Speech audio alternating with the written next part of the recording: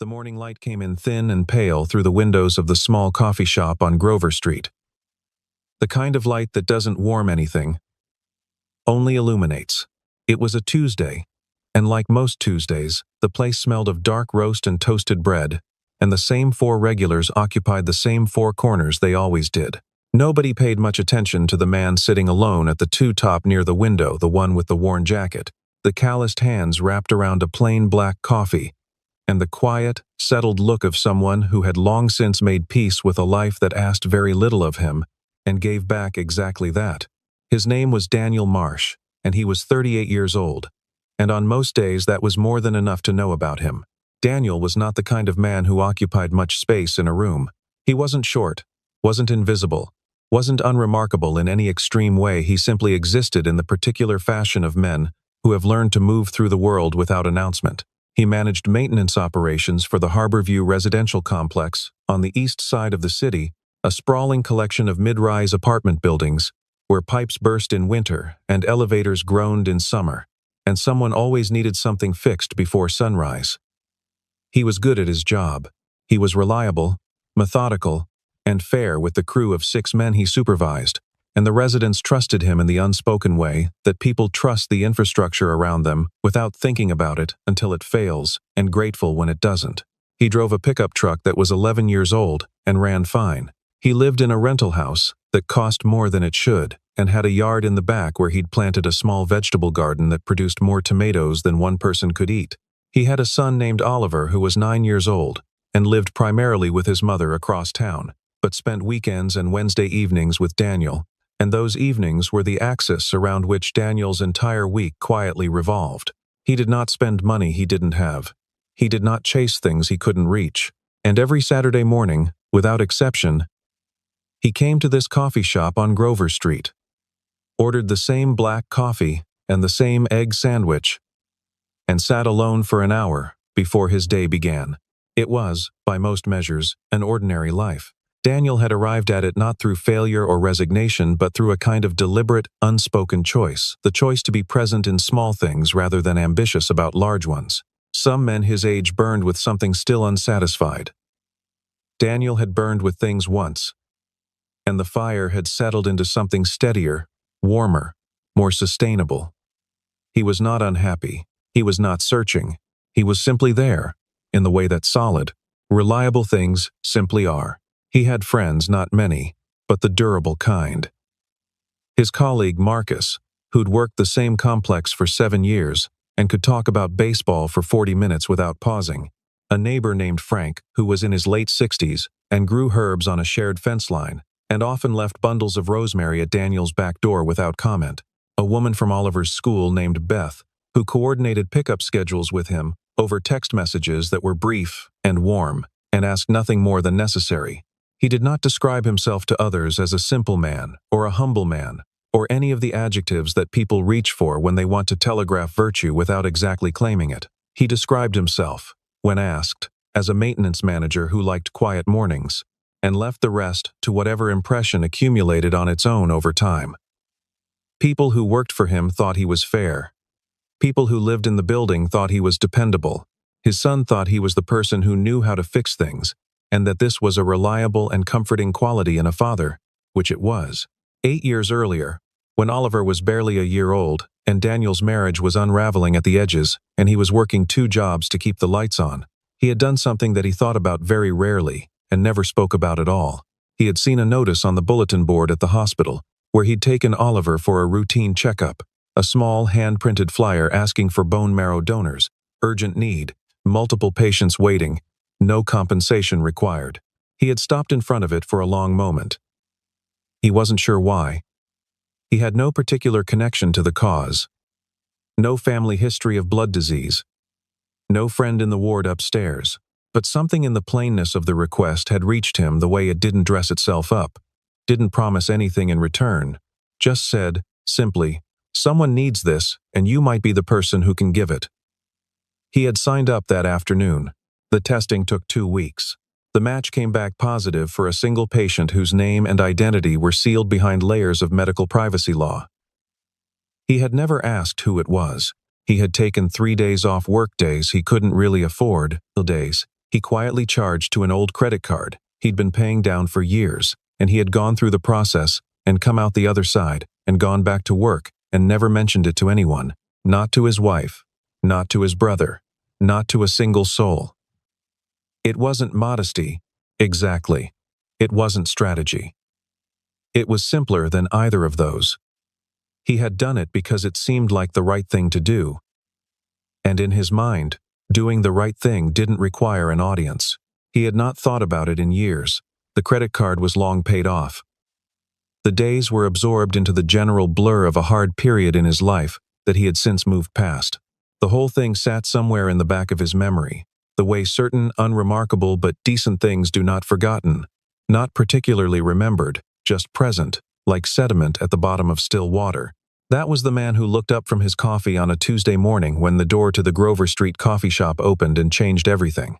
She came in the way certain people enter rooms, not loudly, not with theater, but with a kind of gravitational density that made the air around her seem briefly heavier. She was wearing a charcoal blazer over a white blouse, tailored precisely, the kind of clothing that didn't announce its cost but was unmistakably expensive to anyone who had ever seen expensive clothing up close. Her hair was dark and cut close to the jaw, and her face was the face that had appeared on the covers of 2 business magazines and the homepage of a technology publication in the past 18 months. She was 35 years old. Her name was Victoria Hale, and she was the founder and chairwoman of Hale Systems, a global technology company with offices in 11 countries and a valuation that had crossed the $2 billion mark the previous spring. She had been described, in various publications, as relentless, visionary, exacting, and difficult. She had been described, by the people who actually knew her, as all of those things, and also, quietly, as someone who carried something heavy that she never quite put down. The moment she stepped inside, the barista behind the counter recognized her. A young woman at the corner table looked up from her laptop and blinked. The 2 businessmen near the door glanced over with the reflexive acknowledgement that people give to recognizable faces before looking away, uncertain whether to say something. The air in the room did the thing it always does. When someone of Victoria Hale's particular magnitude walks into a small space, it recalibrated slightly, tightened, waited. But Victoria was not looking at any of them.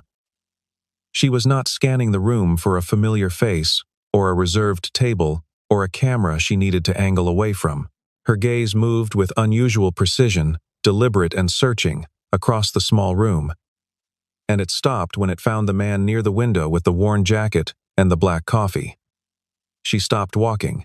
For a moment, just a moment, something moved across her face that was difficult to name. Not surprise. Something more like the relief of finally arriving somewhere after a very long time on the road. Then she composed herself and moved toward him. Daniel looked up when her shadow fell across his table. He registered her face with the slight delay of a man who rarely paid attention to news coverage, who had seen her image perhaps twice and hadn't filed it carefully. He saw a well-dressed woman looking at him with an intensity that seemed disproportionate to any normal reason 2 strangers might look at each other. He assumed she was looking for someone else. People often looked like they were looking for someone else. He glanced behind him, found nobody there, and looked back at her. She said quietly, "Can I sit with you?" He said, "Sure, because what else do you say?" She sat down across from him and placed her hands flat on the table. And for a long moment she simply looked at him. It was the kind of looking that made a person feel examined rather than seen, studied rather than met. Daniel held her gaze, mildly uncomfortable, mildly curious. The way a man who has nothing to hide is uncomfortable when someone appears convinced otherwise. Then she reached into the leather bag at her side and drew out an envelope old. The edges softened with age, the paper the color of cream gone slightly yellow. She set it on the table between them. She did not open it. She did not explain it. She just let it sit there. "I've been looking for you," she said, "for 8 years." Daniel looked at the envelope and then back at her. "I think you have the wrong person." She said nothing. She reached into the bag again and placed a second item on the table. A photocopied document. The kind that comes out of medical archives, official and clinical. And even at a glance, even before he read it closely, something in the shape of his own handwriting at the bottom of the page reached across the years and landed in his chest like a stone dropped into water. His coffee sat untouched in front of him, going cold. Victoria had been 27 years old when the diagnosis arrived. She had been building something then, a small software firm she'd started out of a shared workspace with two friends from graduate school, the kind of early-stage operation that runs entirely on caffeine and optimism, and the refusal to do the math on how bad the odds are. She had been working 16-hour days, and sleeping badly, and eating worse. And she had attributed the fatigue to the grind, to the pace, to the not yet earned cost of building something from nothing. She had attributed the bruising to carelessness, the pallor to poor nutrition, the way her body seemed to be pulling inward, narrowing itself, conserving itself for reasons she couldn't identify. She had attributed that to stress. She was 27, and she was not the kind of person who got sick in a way that mattered. And so she had attributed everything to everything, except the thing it actually was. The diagnosis, when it came, was acute myeloid leukemia. The doctor had been kind about it in the way that doctors learn to deliver impossible things steadily, quietly, with a box of tissues on the desk that Victoria had not touched, because she was not the kind of person who touched boxes of tissues, not in front of anyone. The survival rates were low. The treatment options were available but uncertain. The best chance, her care team had said, was a bone marrow transplant, and the best chance for a transplant was a match, and the best chance for a match was a registry, and registries, while large, were not guarantees. They had begun the search immediately. Victoria had gone through her first round of chemotherapy, with the same quality of grim focus she brought to quarterly reviews. She had sat in the infusion chair, and opened her laptop, and answered emails, and told the nurse, when asked how she was feeling, that she was managing, which was true in the way that a person clinging to a rope over open water is managing, technically accurate, deeply insufficient. The second round had been harder. The third had nearly broken her. She had not told her co-founders the full truth for 3 months.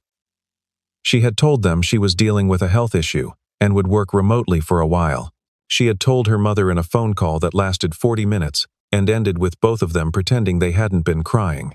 She had refused to tell the press anything at all, and through all of it, the search for a compatible donor had ground forward through the machinery of medical databases and international registries, slow and impersonal and relentless. There had been 2 possible matches that didn't work out. There had been a third that looked promising, and then wasn't. And then, on a Tuesday afternoon, in October, she remembered it was a Tuesday because she had been trying to finish a presentation for a funding meeting she wasn't sure she'd be well enough to attend. Her specialist had called R.End and said they had found a match, a real match, a confirmed, viable, willing donor who had agreed to the procedure under full anonymity and asked for nothing in return. The transplant had been in November. She had spent 3 weeks in the hospital. Much of it in a kind of suspended, medicated haze where time moved strangely and the world outside the window seemed to belong to a life she wasn't sure she'd return to. She had thought about the donor during those weeks not obsessively, not sentimentally, but in the way that a person thinks about the source of oxygen when they're breathing carefully, with a specific, whole-body awareness that this thing exists and that without it, so much else simply wouldn't. She had not known who the person was. The anonymity had been absolute, sealed by law, and by the donor's own request. She had asked, gently, once, whether there was any way to send a message, and had been told that she could write a letter to the program's archive, and that if the donor ever chose to identify themselves it could be passed along, but that this might never happen. She had written the letter anyway. She had not expected anything to come of it.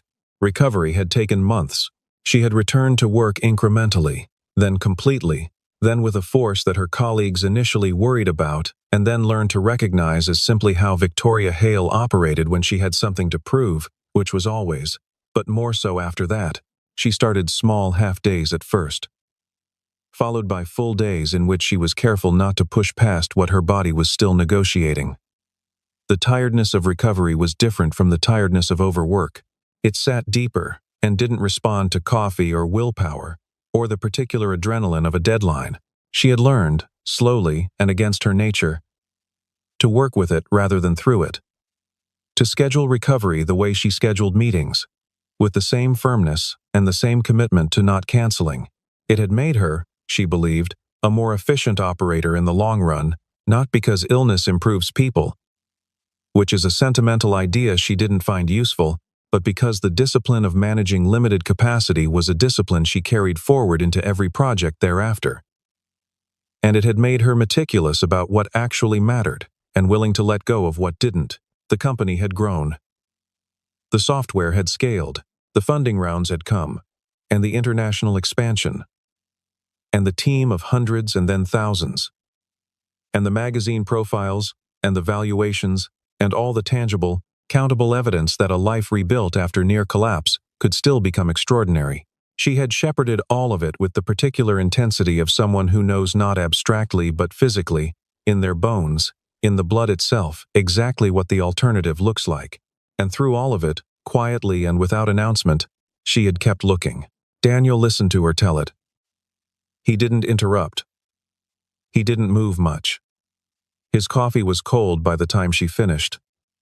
And he hadn't noticed.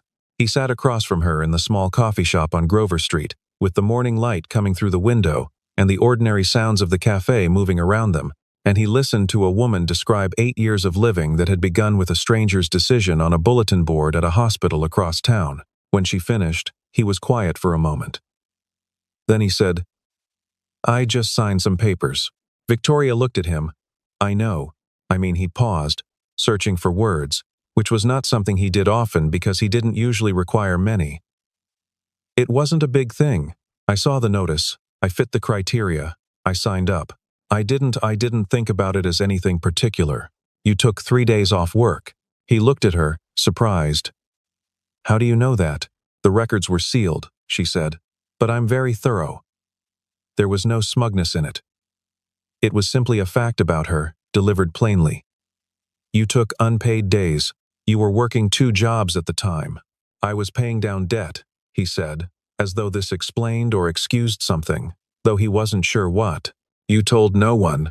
It wasn't anyone else's business." Victoria was quiet for a moment. Outside, a delivery van rumbled past. Someone at the counter laughed at something the barista had said. The world continued with its usual indifference to the remarkable things happening inside it.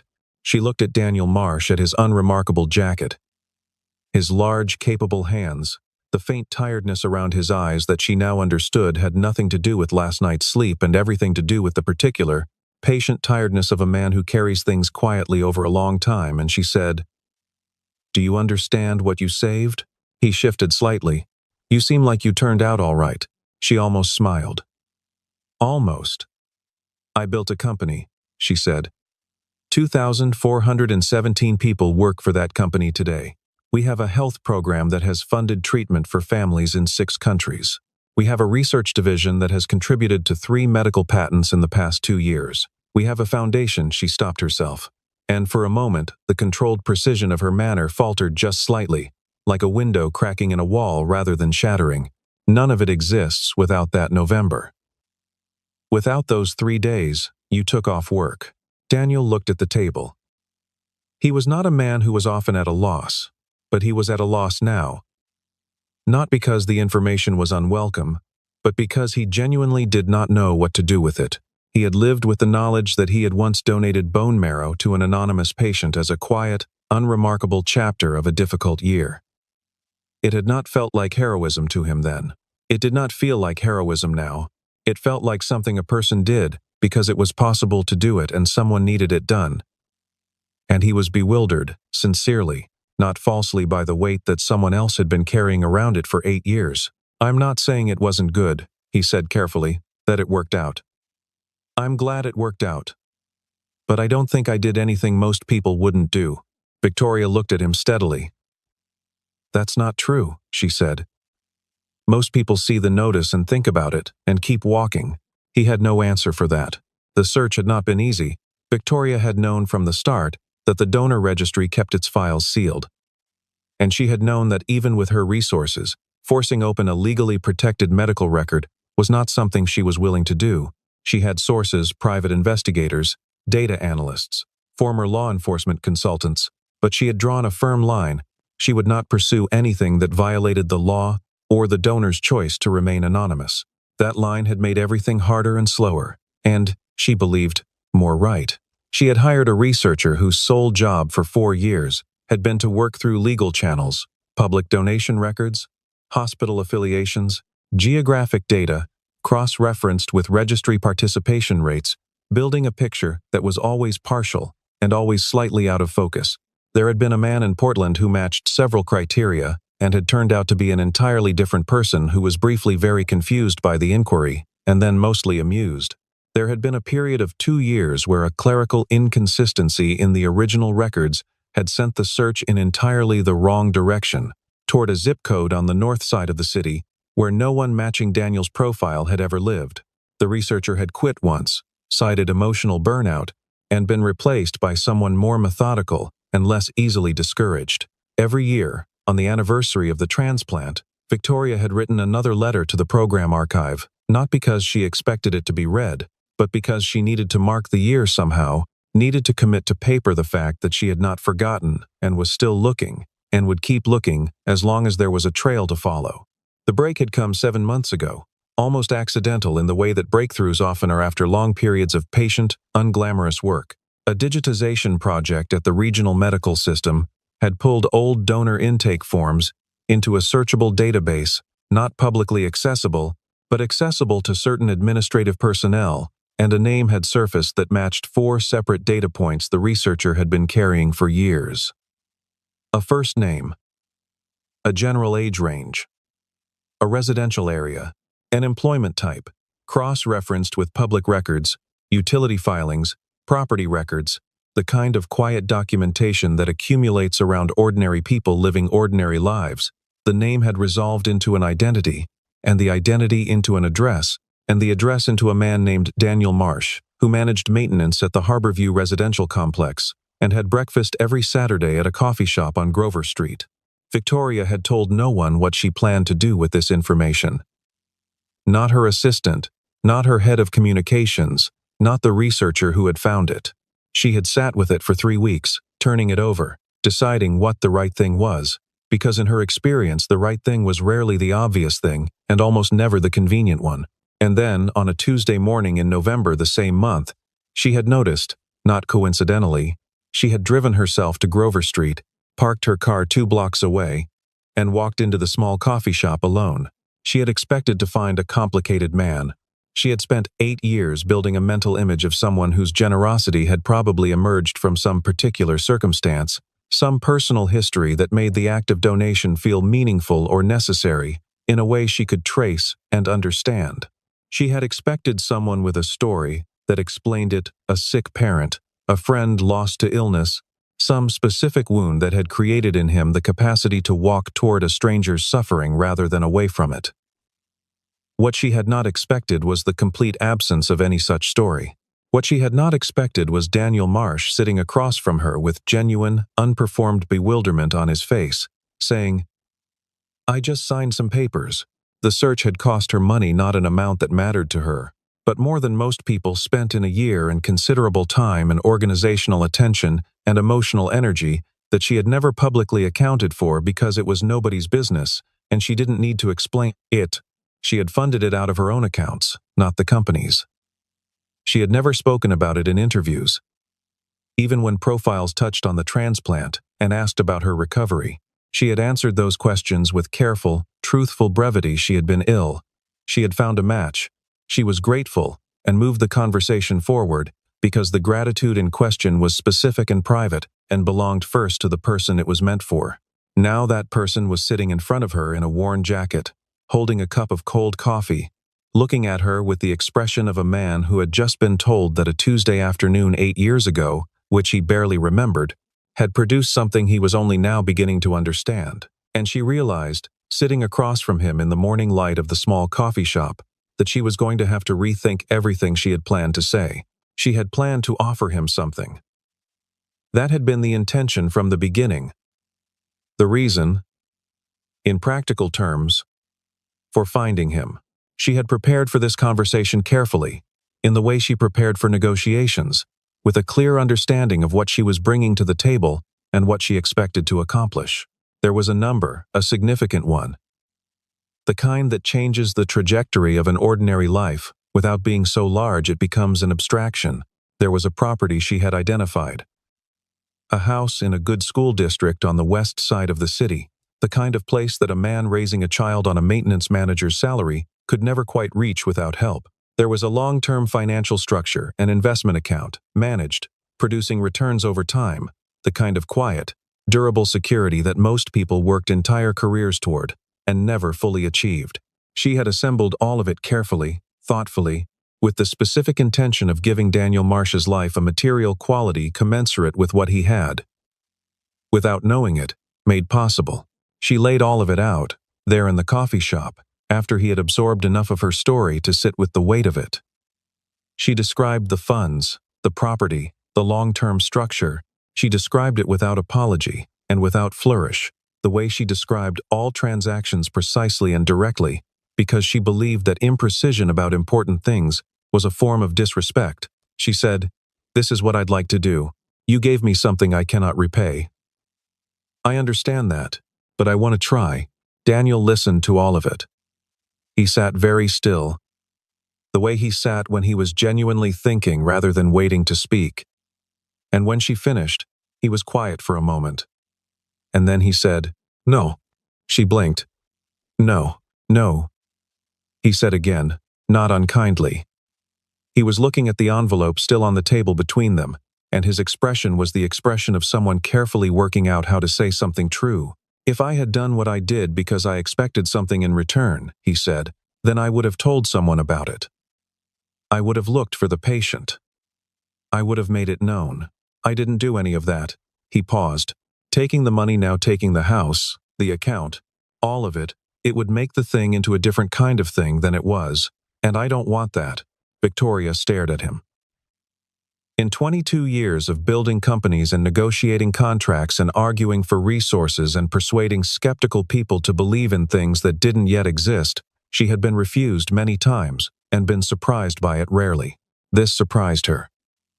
Not because she had assumed her offer would be accepted, she had understood the possibility of refusal, but because of the precision of the reason, because he wasn't refusing out of pride or discomfort or social awkwardness. He was refusing because he had thought it through, and the logic led him somewhere specific, and he was committed to that somewhere. She found, unexpectedly, that she respected this more than she could quite account for. "You have a son," she said. He looked at her. "Oliver, you could—" "He's 9, Daniel said. "He doesn't need a fund. He needs me to be the person I am." He looked at her steadily. "If I take this, I'm not sure I'm that person anymore." Victoria was quiet for a long time. She looked at her hands flat on the table, the same way she'd looked at them when she'd first sat down, and she thought about something her mother had said to her once, years ago, before any of this, that the most frustrating thing about genuinely good people is that they don't behave like you expect them to. Her mother had meant it as a compliment and as a warning simultaneously. Victoria thought she finally understood both parts of it. She said, "Then what would you accept?" He said, "I don't think that's the right question." She looked at him. "What's the right question?" He thought for a moment. Then, "What do you want to do?" It was such a simple question. So disarmingly, almost irritatingly simple, and yet, sitting there in the coffee shop on Grover Street, with the morning light going brighter now, and the cafe filling up around them, Victoria realized that nobody had asked her that about this particular thing in 8 years. Everyone she had ever discussed, the donor search, with the researchers, the advisors, the occasional trusted colleague had framed it in terms of what she intended, what she was planning, what she had decided. Nobody had asked what she wanted. And the answer, when she let herself sit with it, was something she hadn't quite let herself look at directly before. She wanted the kindness to continue. She wanted the thing that had happened in that donation room 8 years ago to keep happening, in some form, to keep moving through the world in the way that genuinely good impulses do when they aren't stopped. She didn't want to retire it with a payment. She wanted to set it in motion. What Victoria Hale announced, 6 weeks later, was not a gift to a man. It was the establishment of a charitable fund, the Marsh Initiative for Voluntary Donor Access, structured to provide financial support to potential bone marrow and stem cell donors who, like Daniel 8 years ago, faced economic barriers to participation, lost wages, transportation costs, childcare during recovery. The small, practical obstacles that turned willingness into impossibility for people who otherwise would have signed the forms and shown up and given what could be given. The fund also supported the expansion of registry outreach programs in underserved communities, where participation rates were lowest and the need for diverse donors was most acute. Victoria had consulted with the medical professionals and the legal teams and the communications people, and she had built it carefully and correctly, the way she built everything. And she had insisted that Daniel's name be associated with it only if he consented to that. He had, after some deliberation, consented. Not because he wanted his name on something, because she had explained to him what the fund would do, concretely. In practice, the number of patients currently waiting for a match who might receive one sooner if donor barriers were removed, the number of people who could register if the outreach reached them, and because he recognized, when it was laid out that plainly, that this was not about him. It was about the next person who saw a notice on a bulletin board and thought about signing up, and then thought about the 3 days of unpaid leave and the credit card and the logistics, and quietly kept walking. This was about removing the reason to keep walking. The fund's launch event was held on a Thursday evening in the atrium of a downtown building that Victoria's company partly occupied. It was a modest event by the standards of the city's philanthropic circuit. No cocktail hour, no silent auction, no celebrity moderator.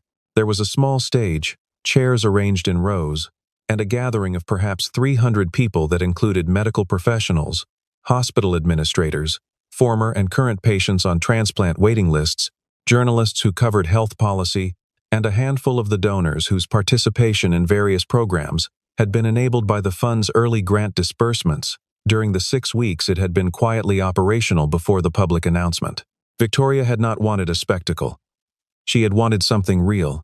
She spoke from the stage without notes, which was unusual for her, and which her team had taken as a sign of how much this particular event mattered to her in ways that didn't reduce to strategy. She spoke about being 27 and sitting in an infusion chair and trying to hold a normal professional life together while a disease dismantled her from the inside. And she spoke about it with the particular clarity of someone who has processed a hard thing so thoroughly that they can describe it without flinching, even when everyone in the room is flinching on their behalf. She spoke about the transplant and the recovery, and the return to work and the years of building that followed. And then she said, "The person who made it possible for me to be standing here tonight is not a politician, not a celebrity, not a person of influence. He doesn't have a platform or a public presence or a story he's been telling. He is a maintenance manager who saw a notice on a wall and spent 3 days of his life and some money he didn't have on a stranger he would never meet. He did it because it was possible and because someone needed it. That's the entire explanation. He did not announce it, and he did not profit from it, and he did not, until very recently, know what it had produced." She paused. "He still doesn't think it was a big deal. I have made my peace with that. What I have not made my peace with is the idea that the next person who could do what he did might not do it because they can't afford the time off work, or don't know where to go, or don't have someone to help them through the process. That is the problem this fund is designed to address, not with a monument, not with a ceremony, with the removal of the obstacles that make ordinary people unable to be as good as they already are." Daniel sat in the third row. He had borrowed a jacket that fit better than the one he usually wore. Oliver was not there. It was a school night, and he'd made arrangements accordingly, and he'd explained to his son, briefly and simply, that he was going to an event for something he'd done a long time ago, and Oliver had asked if it was a party, and Daniel had said more or less, and Oliver had asked if there would be cake, and Daniel had said he'd find out. He sat in the third row and listened to Victoria describe his life with an accuracy that surprised him, not in the details, which she had, but in the essence of it, the particular quality of a person who does a thing and then simply moves on, which was something he had never thought to identify as a characteristic worth naming. When she finished speaking, the room stood up, not because anyone organized it, not because it was the done thing at these events, it simply happened. The way genuine responses to genuine things sometimes do. People rose because they felt like rising. Daniel sat for a moment longer than anyone else, slightly disoriented by the direction of the applause. and then he stood too, not because he was applauding himself, but because everyone around him was standing, and it seemed strange to remain the only person seated in a room full of people on their feet. Victoria caught his eye from the stage. She did not make a gesture of the sort that asks for attention or directs the room toward him. She simply looked at him, the same way she had looked at him in the coffee shop on Grover Street, with the steadiness of someone who has finally arrived somewhere after a very long time on the road. He gave her a small nod. She returned it. Later, after the event had ended, and the guests had filtered out into the cold night air, and the staff had begun folding chairs and collecting the small printed programs with the fund's name and mission on the front, Daniel found himself back at a table with Victoria Hale, drinking coffee from the catering setup. Unremarkable coffee from a thermal carafe. The kind that was nothing like the coffee at Grover Street, but was, in its way, exactly right for the moment. They sat across from each other the way they had in the coffee shop, and the distance between them felt somehow shorter now, though the table was roughly the same size. She had changed out of the blazer she'd been wearing a jacket over it for the reception portion, and in the lighter clothes and the quieter room she seemed, fractionally, less like the Victoria Hale of business magazines, and more like a person sitting across from another person at a table. She said, "I keep trying to figure out what made you do it." "I know," he said. "I've been trying to explain it." And, he thought for a moment, looking at the coffee in his hands. "I think the closest I can get is that it seemed wasteful not to. I had something someone needed. It was uncomfortable for a few days and then it wasn't." That seemed like he shrugged slightly. The shrug of a man who is not being falsely modest but is genuinely uncertain about the grammar of what he's trying to say a reasonable trade. Victoria was quiet for a moment. Then she said, "Do you regret it? Any part of it?" He looked at her. He thought about the 3 days on the credit card, and the conversation he hadn't had with his wife about where he'd been, and the particular tiredness of that period of his life. The tiredness that was about so much more than the donation but that had surrounded it, and that he carried as context for those 3 days even now. He thought about all of that, and then he said, without hesitation, "No." She said, "That's what I thought." And then, after a moment, "For what it's worth, the stranger you helped had a life worth saving." He looked at her, and there was something in his expression that was not quite a smile, and not quite solemnity, but something that existed in the narrow space between the two, the expression of a person who has received a complicated gift and is not certain yet what to do with it, but is grateful, quietly and wholly, for the receiving of it. He said, "I can see that." Outside, the city went about its business, as cities do, indifferent and continuous, and crowded with the private lives of ordinary people doing unremarkable things that are, when you look at them from the right distance and the right angle, nothing short of extraordinary. A woman on the 15th floor of a building 2 blocks away was telling her husband that they had found a match for their daughter, finally, after 14 months of waiting. A man in a hospital across town was filling out donor registration forms that he'd been meaning to fill out for 3 years and kept not getting around to until someone from an outreach program had come to his neighborhood last week and made it simple. A 9-year-old boy named Oliver Marsh was asleep in his bed across town, dreaming of whatever 9-year-old boys dream of, unaware that his father had, years before he was old enough to understand it, done something that set a small and irreversible change moving through the world. Daniel Marsh drove home that night on roads he knew well, in a truck that ran fine, and thought about none of this. He thought about whether he'd left the garden light on, and about a repair request that needed attention first thing in the morning, and about Wednesday, which was Oliver's evening, and whether Oliver might want to try that new pizza place on the east side that one of the guys from work had mentioned. He thought about ordinary things, the way ordinary people do, because he was an ordinary person, and ordinary people were, in his experience and his practice, and the quiet, consistent evidence of his life, quite enough. The fund would go on to help over 400 donors in its first 2 years of operation, removing financial barriers for people in 11 states and facilitating matches that were estimated, by the medical teams involved, to have contributed to the survival of 62 patients during that same period. The Marsh Initiative expanded its registry outreach into 23 community health centers in underserved areas increasing donor diversity registration by a margin that drew attention from national health organizations and led to a congressional briefing at which Victoria Hale testified about the structural and economic factors that limited voluntary donor participation across demographic groups. She did not mention Daniel Marsh by name during that testimony.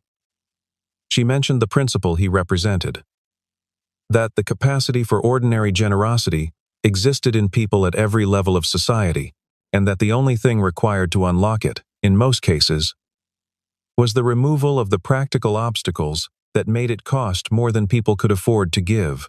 Daniel heard about the congressional briefing from a colleague who'd caught a news segment. He said, and went back to the work order he'd been filling out.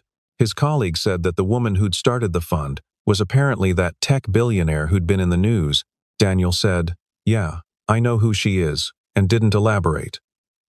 And his colleague didn't push, because Daniel Marsh was, in the general understanding of the people who worked with him, a man who kept his own counsel, and this was not generally considered a problem.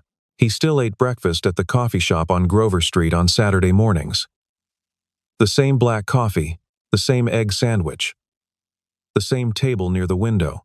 He read the paper sometimes, or sat without reading anything in particular, or looked out the window at Grover Street, going about its business. Victoria had come to the coffee shop twice more after that November morning, not to find him.